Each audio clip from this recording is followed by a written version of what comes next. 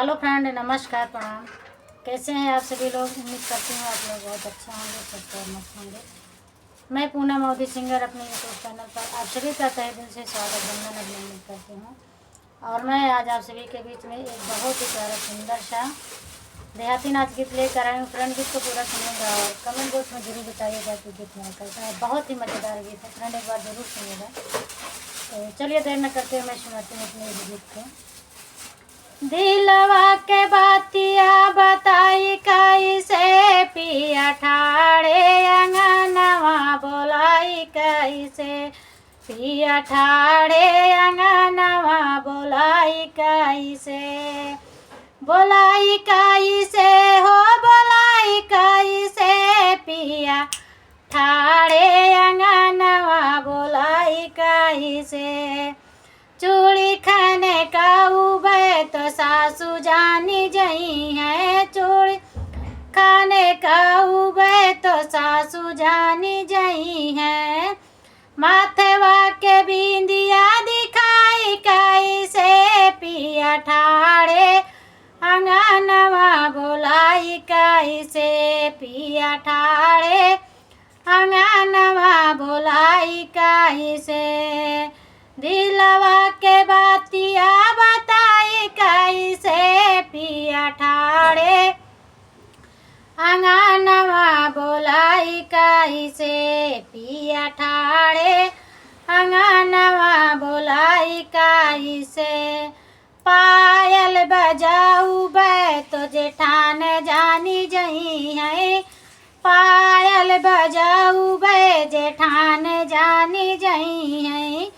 ओठवा के लालिया देखाई कैसे पिया ठाड़े अंगनवा बोलाई कैसे पिया ठाड़े अंगनवा बोलाई कैसे दिलवा के बातिया बताई कैसे पिया ठाड़े अंगनवा बोलाई कैसे फोनवा लगाऊ बे देवार जान जई है। फोनवा लगाऊ बे देवार जान जाई है।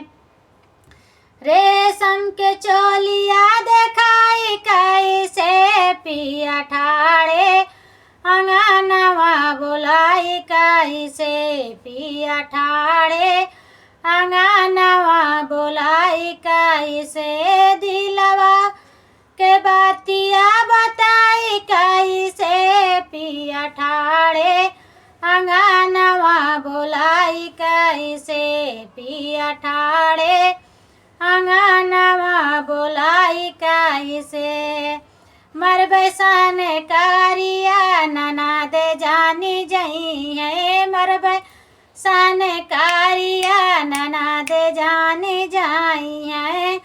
घूंघूटा उठाई के देखाई कैसे पिया ठाड़े अंगनवा बोलाई कैसे घूंघूटा उठाई के देखाई कैसे पिया ठाड़े अंगनवा बोलाई कैसे दिलवा के बातिया बताई कैसे पिया ठाड़े अंगनवा बोलाई कैसे पिया ठाड़े अंगनवा बोलाई कैसे।